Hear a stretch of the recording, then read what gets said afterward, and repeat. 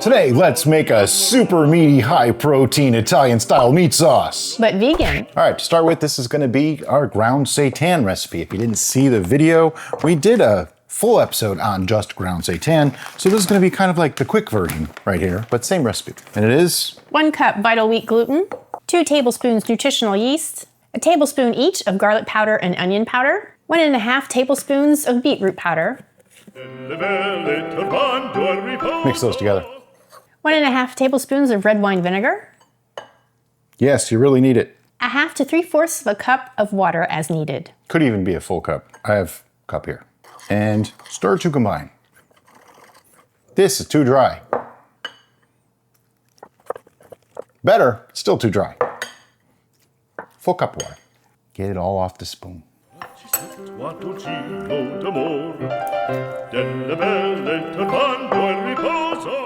Get it all off the bowl too. Give that a bit of a knead. I like to do this on my hands because I don't like to get the beetroot all over my cutting board. Once it starts to hold its shape and firm up a little bit like that, you're ready to cook. And to cook it, I'm gonna be using my Instant Pot. You can also steam it. If you steam it, it takes 1 hour. But I have this really cool steamer basket in my Instant Pot. We're gonna pressure cook it. I don't like to sit it right on there because it just falls through. So parchment paper.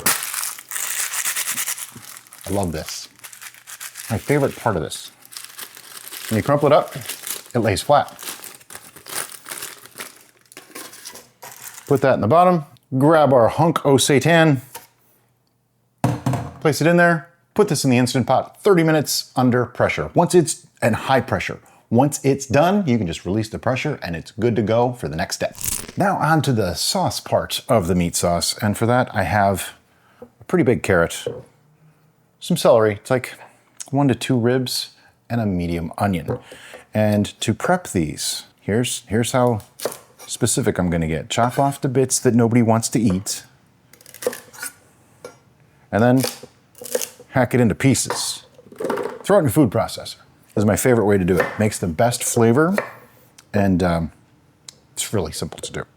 Same for the carrot. The carrot, I go a little bit smaller just because everything else is nice and soft. The carrot's a little hard. Don't want to make the food process after work too hard, you know? But I mean, what is this, like 30 seconds of prep, you know?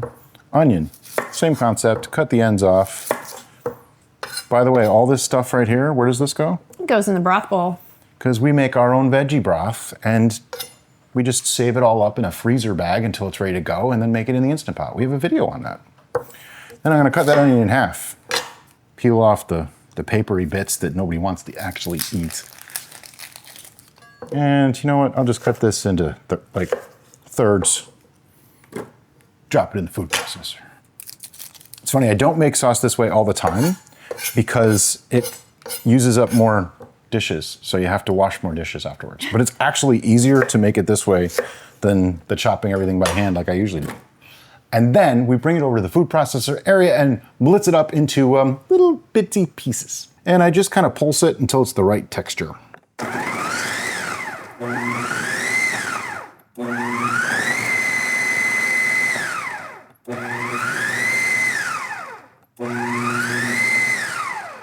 And once it's properly processed, it should look something like this. You shouldn't have too many big chunks in there. A little bit is okay, it'll cook down. This is a meat sauce after all, so it's a little rustic. Put a pan on the stove at 5.98 on our stove, and I'm just using my hex-clad big saucepan here, and get those veggies in the pan. This is awkward because I'm left-handed. All right, and once the veggies are in there, I just want to move them around a little bit. You should still hear a touch of a sizzle. Notice I'm not using any oil or fat to cook this in. You really don't need to. But want to add a good 4 to 6 cloves of garlic, or you know, you can use actual garlic. And I say 4 to 6, that might be like 7. Perfect. And I like to put the garlic in after the other veggies, that way it doesn't sit on the bottom and get burned. Mixed through, it's all fine. Optional, but I like to use just a little bit of salt to help get some of the liquid out of those veggies. And cook this for 5 to 10 minutes or so. Okay, once the onions look a little bit more translucent and things look like they're cooking down, this is when I like to add some tomato paste. And for that, I'm literally using an entire can of this no salt added Hunt's tomato paste. It's a 6-ounce can. I have a trick though. I cut the bottom off, and I cut the top off, and then you can push it through like this. I grab the bottom, scrape it, and then you can push the whole amount of paste right out. And then you grab the last piece there, and I'll just scrape that off with my spoonula. A viewer taught me that. I love it. Because what we're gonna do now is called rusting the tomato paste. We wanna mix it in with the veggies and essentially caramelize it in the pan, just a little bit. You don't wanna burn it, but you do want it to get sweeter. This is how you get a super deep, rich flavor in a tomato sauce. I learned this from Mario Batali. Okay, I got it all nice and spread out. I'm just gonna keep cooking it for a couple minutes, but I wanna move it around as it's going because I don't want it to stick and burn at all. But it already smells amazing in here. Okay, 3-4 minutes. We're ready for the next step. Now, since I'm using a non-stick pan, it's not as obvious, but in like a stainless steel pan, you'll actually see the darkening, like right in here, of the tomato sauce right on the bottom of the pan. And I call that rusting because that's how I learned to do it. But at this point, before it's gonna burn, I'm gonna add in a whole can of 28 ounces of crushed tomatoes. And I'm gonna, there's a lot in there. I'm gonna fill that with water and get some more in.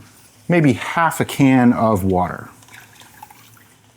A little bit more, a little bit less, doesn't really matter.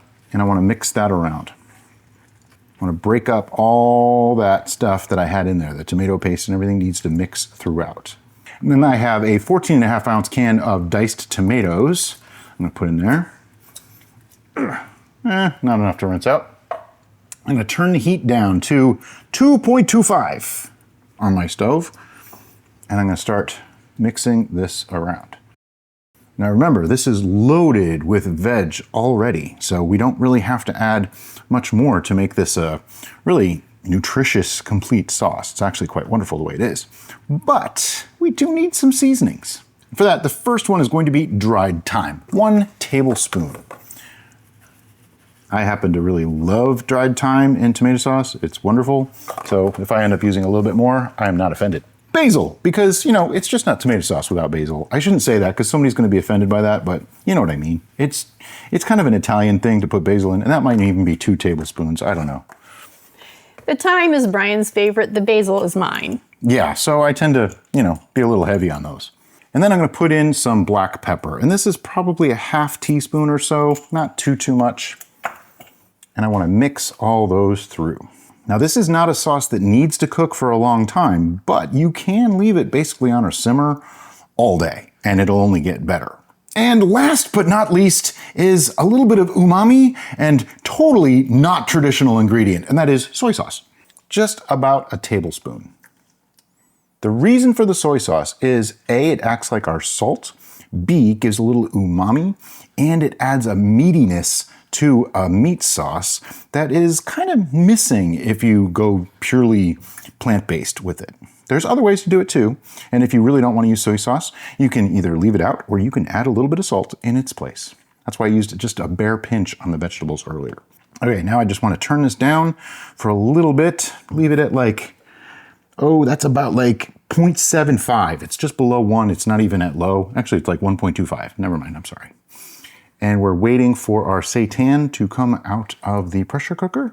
All right, so our sauce is bubbling away on the stove and our seitan is now done. Now in a perfect world, you would make the seitan one day and then the sauce the next day. But because you put your seitan in the fridge, it gets a better texture, firms up a little bit.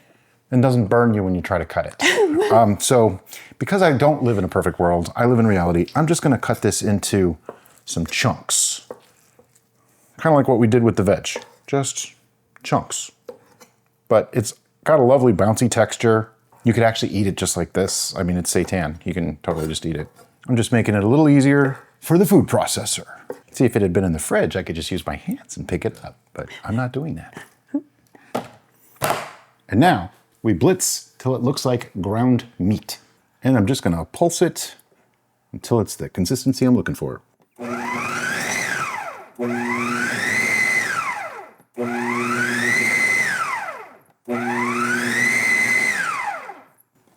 That seems about right. And it should look something like that. Basically like a ground product. And then back to the stove. And now, dump it all in. Just get it all into your pan. Now I'm going to answer the question that I know someone is going to ask. What if I just use TVP instead? Of course you can do that. This is just an alternative way to do it. Just in case you didn't want to use TVP. That is looking like bolognese to me. After a thorough mixing, it is ready for the tasting. Give me a spoon, because I'm going in. Now, obviously, we would be serving this with pasta or... I could put this in a bowl and eat it. I could put it on the bumper of a Volkswagen and it would taste good, okay? But yeah, normally pasta. Yeah. There we go.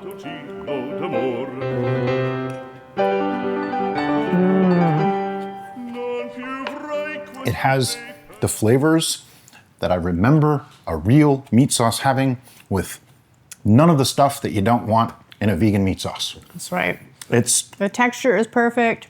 Yeah. It's got the meatiness, it's got the sweetness, it's got still a little bit of crunch from the veg. Yep. It's fantastic.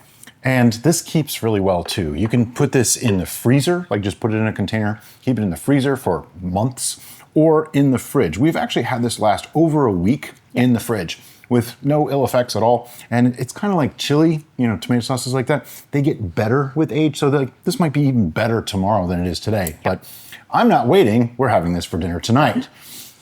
By the way, if you want to see the full version of us making other things with the ground seitan, we have a full video on just ground seitan. We also made tacos, and coming up is going to be meatballs that are going to be in this sauce. But as always, guys, thanks so much for watching, and we'll see you next time on The Bistro.